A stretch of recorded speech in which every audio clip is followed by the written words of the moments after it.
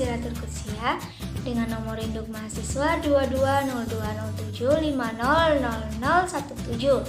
Saya merupakan alumni dari SMA Negeri 16 Bulukumba dan berasal dari Desa Limana, Kecamatan Bontubahari, Kabupaten Bulukumba. Di Universitas Negeri Makassar, saya mengambil prodi Pendidikan Teknologi Pertanian. Video kali ini bertujuan untuk memenuhi tugas mata kuliah pengantar teknologi pertanian dan perikanan. Adapun permasalahan pokok yang akan saya bahas dalam video kali ini yaitu mengenai permasalahan kelautan dan perikanan di Indonesia.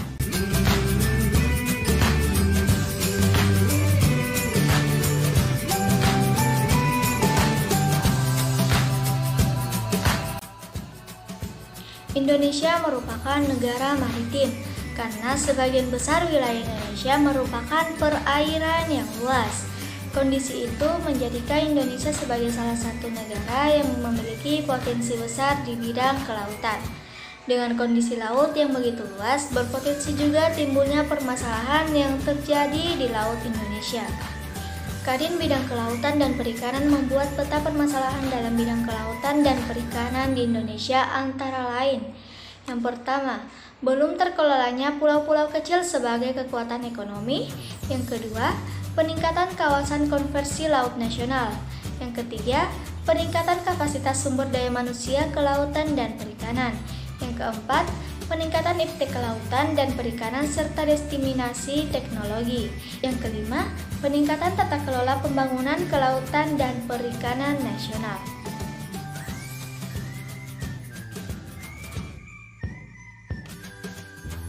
Masih banyak persoalan kelautan yang belum terselesaikan di Indonesia, seperti konflik Laut Cina Selatan, degradasi terumbu karang, pemboman ikan, pembiusan ikan, banyaknya ABK yang terlantar, dampak dari perubahan iklim, dampak dari pandemi COVID-19, belum lagi mengenai masalah oligarki di pemerintahan kita. Kemudian mengenai masalah sampah di perairan Indonesia. Indonesia merupakan salah satu negara penyumbang sampah terbesar di laut.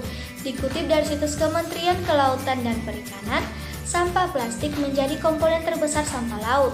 Sampah laut terdapat di semua habitat laut, mulai kawasan-kawasan padat penduduk hingga lokasi-lokasi terpencil yang tidak terjamah manusia.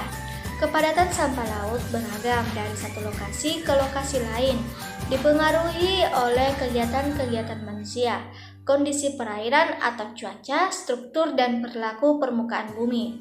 Sampah yang masuk ke laut umumnya mengandung banyak plastik dan logam yang mengalami proses pelapukan dan penguraian yang cukup lama, sekitar 50-400 tahun. Secara umum, sampah laut berdampak pada sektor ekonomi dan pariwisata, mengganggu kehidupan biota laut dan ekosistem pesisir dan kesehatan manusia. Solusi masalah kelautan ini harus dilakukan secara komprehensif. Pemerintah perlu melakukan koreksi, reformulasi cara berpikir kelautan, dan rekonstruksi cara melaksanakan kebijakan agar dampaknya secara substansial dan tidak komestikal. Selain itu, perubahan paling mendesak yang harus dilakukan adalah pemahaman paradigma kemaritiman. Saat ini, paradigma kelautan dianggap hal yang berat sehingga kelautan sulit berkembang. Paradigma ini harus diubah agar kebijakan bisa dilaksanakan dengan baik. Kebijakan kelautan harus dikembalikan kepada kebijakan yang berdasarkan data dan sains yang berpihak kepada masyarakat di pesisir. Untuk mengelola laut, sebaik-baiknya kita membutuhkan sumber daya manusia yang unggul, adaptif, dan inovatif, menguasai teknologi yang relevan, dan menggerakkan kelautan dan perikanan.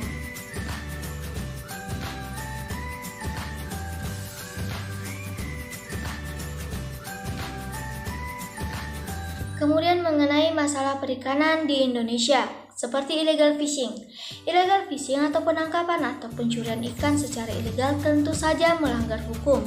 Marak terjadi di wilayah kelautan Indonesia, di mana dilakukan oleh negara lain yang masuk ke wilayah kelautan Indonesia untuk menangkap ikan secara ilegal. Itu menjadi ancaman bagi kelautan Indonesia. Adanya illegal fishing jelas merugikan bangsa Indonesia. Pemerintah Indonesia lewat Kementerian Kelautan dan Perikanan terus berusaha mencegah masuknya kapal-kapal asing ke wilayah Indonesia untuk mencuri ikan. Bahkan ketika ada yang tertangkap, kapal ditenggelamkan dan orangnya diproses secara hukum.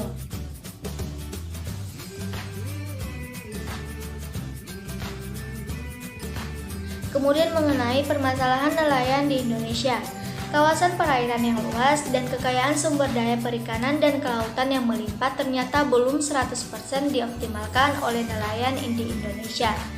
Berbagai problematika terus melingkari kehidupan nelayan di negeri ini. Apa sajakah isu-isu yang dihadapi oleh nelayan di Indonesia? Adakah solusinya? Kementerian Komunikasi dan Informatika beserta Kementerian Kelautan dan Perikanan Republik Indonesia sendiri mencoba untuk memetakan isu-isu yang dihadapi oleh nelayan di negeri ini. Masalah pertama adalah pada aset, di mana antara lain nelayan masih sulit mendapatkan bantuan kapal, lalu belum semua nelayan mendapatkan asuransi jiwa yang diberikan oleh KKP, hingga tingginya biaya solar. Kemudian masalah berikutnya ada pada sektor keuangan. Nelayan disebut masih kurang dalam akses pemodalan untuk biaya operasional melaut, contohnya perlengkapan laut. Juga masih ada pemanfaatan solar oleh pihak yang seharusnya tidak berhak. Nelayan juga masih kurang pengetahuan mengenai pemanfaatan pendapatan untuk pengembangan usaha. Masalah berikutnya yang dihadapi nelayan Indonesia adalah penyimpangan dan pengelolaan, di mana informasi lokasi dan kapasitas penyimpanan pendingin masih terbatas. Lalu fasilitas penyimpanan pendingin di pelabuhan masih kurang dan hasil tangkapan akan menurunkan kualitasnya jika tanpa kepastian penjualan dan fasilitas penyimpanan pendingin. Sedangkan permasalahan yang terakhir ada pada bidang pemasaran, di mana nelayan masih kurang akses untuk mengetahui harga pasar hasil tangkap yang dapat menyebabkan fluktuasi harga. Kemudian masih munculnya tengkulak dalam jalur distribusi dan kurangnya dukungan untuk pengembangan permasalahan elektronik. Cukup sekian video pembelajaran mengenai permasalahan kelautan dan perairan di Indonesia. Semoga video pembelajaran yang dapat bermanfaat bagi kita semua, dan jika terdapat kesalahan mohon dimaafkan. Wassalamualaikum warahmatullahi wabarakatuh.